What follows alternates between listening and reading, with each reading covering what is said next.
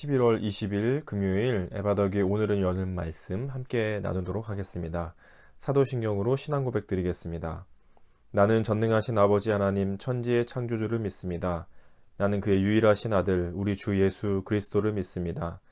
그는 성령으로 잉태되어 동정녀 마리아에게서 나시고 본디오 빌라도에게 고난을 받아 십자가에 못 박혀 죽으시고 장사된 지 사흘 만에 죽은 자 가운데서 다시 살아나셨으며 하늘에 오르시어 전능하신 아버지 하나님 우편에 앉아 계시다가 거기로부터 살아있는 자와 죽은 자를 심판하러 오십니다.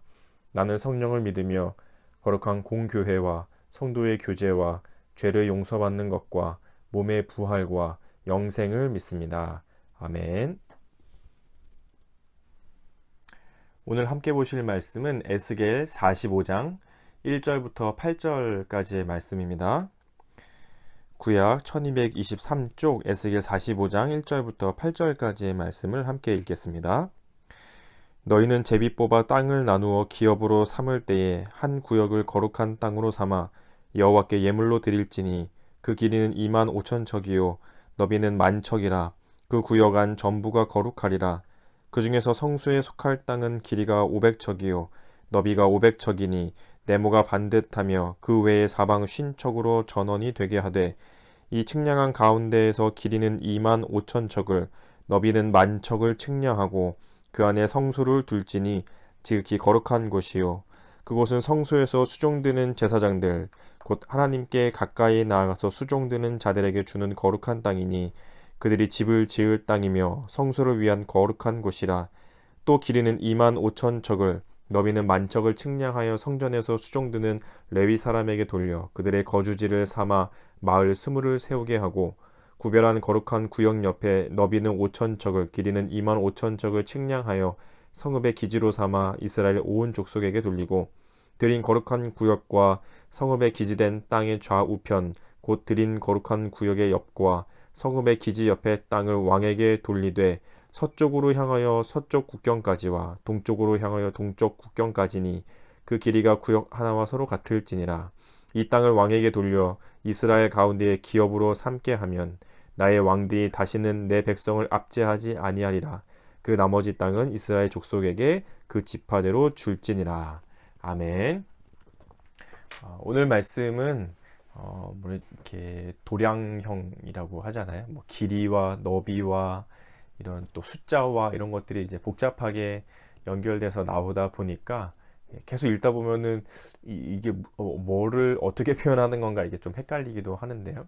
쉽게 표현하자면요. 이스라엘 백성들이 땅을 분배해서 가지게 되는데 이제 이스라엘 여러 지파들이 있었잖아요. 지파들이 다 땅을 분배해서 가지는데 그 땅의 가운데에 한 13km 정도 그리고 5km 정도로 되는 그 땅을 하나 만들어 두라는 거였어요. 근데 그 땅은 거룩한 땅이니 구별해야 한다 이런 의미였거든요. 이 거룩하다는 게 분별하다 혹은 구별하다 다른 것과 분리시켜 두다 이런 의미가 있잖아요. 하나님께서 이스라엘 백성들에게 땅을 분배해서 나누어 주시는데 이 구역만큼은 거룩한 땅이니까 구별해야 한다. 이 정도의 땅을 마련해 두어야 한다. 근데 그 가운데 그 땅의 가운데에는 성스러운 곳, 거룩한 곳을 삼아 두어야 하고 그 가운데는 지극히 더 성스러운 곳, 더 거룩한 곳을 삼아 두어야 한다. 지성소죠. 지성소와 그리고 그 주변에 성소가 그 안에 들어 있어야 합니다. 그리고 그 주변에 제사장들이 지내는 마을을 만들고 그 주변으로는 레위인들이 지내는 마을이 만들어지고요. 그 다음에 그 주변으로 이스라엘 백성들이 땅을 이제 분배해서 가지게 되는 거죠. 그러니까 이렇게 점점 밖으로 나아갈수록 이스라엘 백성들, 그 다음에 레위인들, 그 다음에 제사장들, 그 다음에 성스러운 곳, 그리고 지극히 성스러운 곳. 이렇게 그러니까 이제 모여드는 구조가 되어져 있죠. 그러니까 중심으로 가면 갈수록 더 거룩한 곳이라는 의미였어요. 그곳에 이제 하나님이 임재하시는 장소이잖아요. 이스라엘 땅의 늘 그 중심부, 그 가운데에는 하나님이 계시는 곳이죠. 더 거룩한 곳. 가까이 나아가면 나아갈수록 더 거룩하게 구별되어야 하는 곳이 바로 오늘의 그 거룩한 땅을 분별하는 의미에 나타나 있습니다. 이것이 표현하는 의미는 이스라엘 백성들의 삶의 중심에는 늘 누가 계셔야 한다는 걸까요? 바로 하나님이 계셔야 한다는 얘기이죠. 근데 그것은 이스라엘 백성들의 삶뿐만이 아니라 오늘날을 살아가는 우리에게도 같이 적용되는 말씀이잖아요. 이스라엘 백성들의 늘 그 땅의 중앙에는 하나님이 계시는 성스러운 장소가 늘 있었거든요. 마찬가지로 지금 오늘을 살아가고 있는 우리의 삶의 중심에도 늘 누가 계셔야 되나요? 하나님이 계셔야 하죠. 내가 아침부터 열심히 수고해서 일을 하는 이유, 땀을 흘리고 수고해서 열심히 일해서 돈을 버는 이유, 자녀들을 돌보고 가정을 돌보면서 건강에 자랄 수 있도록 가꾸어 가는 이유, 나에게 맡겨진 일들을 최선을 다해서 일을 해내는 이유, 내가 오늘도 숨 쉬면서 살아가는 이유, 내가 오늘도 책상에 앉아 책을 보며 열심히 공부하는 이유, 이 모든 이유의 가장 중심에는 누가 계신 거예요? 하나님이 계신 거죠.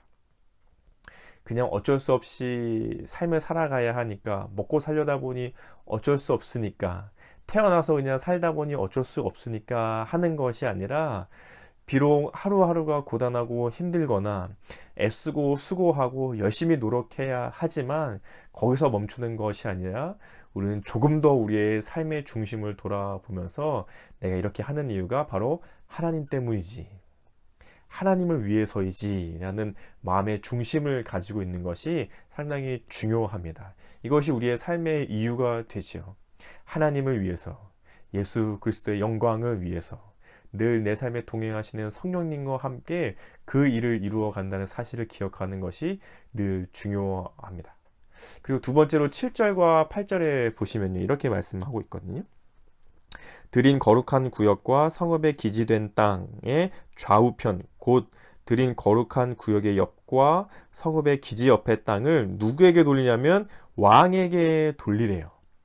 아까 얘기했던 그 땅들의 분배의 가장자리에는 누구를 위한 땅이냐면 바로 왕에게 그 땅을 주어야 하는데 8절에서 그 이유를 얘기하고 있습니다. 8절 보시면요, 이 땅을 왕에게 돌려 이스라엘 가운데 기업으로 삼게 하면 나의 왕들이 다시는 내 백성을 압제하지 아니하리라. 그 나머지 땅은 이스라엘 족속에게 그 지파대로 줄지니라. 왜 왕에게 그 땅을 주어야 하냐면 왕도 그 땅을 기업 삼아서 자기의 소유 삼아서 거기서 나오는 소출을 가지고 살 수 있게 하라는 거죠. 왜냐하면 그렇게 하지 않으니까 이 왕들이 어떤 일을 벌이냐면 백성들을 너무 압제하는 거예요. 세금을 너무 많이 걷는 거죠. 너무 악하게 수탈하는 거예요. 그러니까 이 백성들이 살기가 너무 힘들어지고 하나님께 드려야 할 예물마저도 드리지 못하게 돼버리는 거죠. 하나님께서는 그것을 막고자 왕도 땅을 주어서 그 땅에서 나오는 소출을 가지고 기업으로 삼아 살 수 있도록, 그래야 내 백성들을 괴롭히지 않을 거라고 얘기하시는 거죠. 이거는 이스라엘 백성의 왕이 평화를 잘 지키고 또 그 나라가 건강하도록, 특별히 경제적인 것에 있어서도 정의로울 수 있도록 해야 한다는 의미입니다. 그저 종교적인 의미로만, 영적인 의미로만 왕의 역할을 하는 것이 아니라 나라가 평안하도록, 정의롭도록, 공평하도록, 특별히 경제적인 부분에 있어서도 왕의 역할들을 성실하게 해내야 되는 책임에 있는 역할을 얘기해 주고 있는 말씀이죠. 또 그것은 지금 오늘을 살아가는 그리스도인들에게도 마찬가지이죠. 영적인 것만 너무 중심이 된다면 그것은 반쪽만 있는 신앙이겠죠. 주일 성수도 잘하고 말씀도 열심히 읽고 기도도 열심히 하고 누가 봐도 신앙의 본이 될 만큼 영적인 삶에 있어서는 정말 최선을 다하는데 그의 삶의 현장에 있어서는 함께 살아가는 이웃과 동료들, 친구들, 다른 사람들이 봤을 때는 누가 봐도 욕먹을 만한 삶을 살아가고 있다. 그 사람의 삶은 반쪽짜리인 거죠. 아니, 오히려 영적으로만 치우쳐서 잘못된 삶을 살아가고 있는 것일 수도 있습니다. 왕의 역할은 종교적인 중심의 역할뿐만이 아니라 경제적인 정의, 사회의 정의와 평화와 공평을 위해서도 애써야 함을 얘기해 주고 있습니다. 그것은 우리에게도 따라오는 마찬가지 역할이 될 거예요. 내가 살아가고 있는 내 삶의 현장, 그 자리에서 내 근처에, 내 가까이, 나와 함께하고 있는 사람들에게도 정의로운 것들이 흘러져 가고 있는가? 그 사람들도 함께 누리며 살아가고 있는가? 나는 배부르고 등이 따뜻하지만 내 주변, 내 가장 가까이에 있는 사람은 하루에 한 끼를 걱정해야 할 만큼 어렵고 힘들게 살아가고 있지는 않은가를 돌아보고 그들에 대한 책임이 있음을 얘기하고 있는 것이죠. 그 예전에 한 강의를 듣다가 한 목사님께서 이런 이야기를 해주신 적이 있었어요. 그분이 들어가시면서 이렇게 말씀하시더라고요. 여러분은 생각하실 때에 이 세상이 공평하다고 생각하십니까? 목사님이셨거든요. 여러분은 이 세상이 공평하다고 생각하십니까? 그분은 공평하지 않다라고 단언하시고는 이렇게 이야기를 이어가셨어요. 따져만 봐도 어디에서는 먹을 것이 남아서 버리는데 어디에서는 먹을 것이 모자라서 굶어 죽어가야 하잖아요. 어느 곳에는 뭔가 많아서 넘쳐나고 어느 곳에서는 모자라서 부족하고, 하나님께서 세상을 그렇게 만들어 두신 이유, 물론 사람들의 죄악과 왜곡된 것이 그렇게 만들기도 했겠지만 지금 이 시대를 살아가고 있는데 그런 것들이 눈앞에 보여졌을 때의 하나님의 마음은 무엇일까? 있는 사람들이 나누어 주고 가진 사람들이 베풀어 주고 많은 곳이 없는 곳에 나누어 주는, 그렇게 함을 통해서 세상이, 사회가 공평하게 만들어져 가는 것이다. 이런 이야기를 해주신 적이 있었습니다. 그것이 참 우리에게 필요한 책임인 것 같아요. 우리도 이 사회를, 이 세상을 살아가면서 그저 지금 너무 힘드니까 나 혼자만, 내 가족만, 내 눈앞에 있는 것들만 살아가는 것만 해도 다행이지. 하지만 조금 더 눈을 들어서 보는 것, 조금만 더 눈을 들어서 주변을 바라보는 것, 조금만 더 마음을 써서 내 이웃과 내 주변과 타인들을 생각하는 것, 그것이 하나님께서 그리스도인들에게 주신 또 하나의 책임임을 기억하면 좋겠습니다. 종교적인 중심의 거룩하신 하나님을 늘 기억하는 것, 그것과 더불어 이 사회와 이 세상에 대한 책임을 놓치지 않는 것, 이 두 가지를 오늘 하루 동안도 잘 기억하며 살아가실 수 있으면 좋겠습니다. 이 내용들을 기도 제목 삼아 함께 기도하시면 좋겠습니다. 종교적인 하나님이 향한 거룩한 중심을 오늘 하루 동안도 말씀 가운데, 기도 가운데, 또는 찬양 가운데에, 또는 개인적인 예배의 시간들 가운데에 마음의 중심을 하나님 향해서 다져갈 수 있도록, 또 하나의 사회에 보내신 그리스도인으로서 책임을 놓치지 않을 수 있도록, 경제적으로, 사회적으로, 종교적으로, 문화적으로 여러 가지 눈앞에 보여지는 상황들 속에서 나에게 주어진, 하나님께서 주신 책임은 무엇인지 눈을 들어 돌아볼 수 있는 하루가 될 수 있기를 기도 제목 삼아서 또 함께 기도해 주시면 좋겠습니다. 같이 기도하신 후에 주기도문으로 마치겠습니다. 기도하시겠습니다.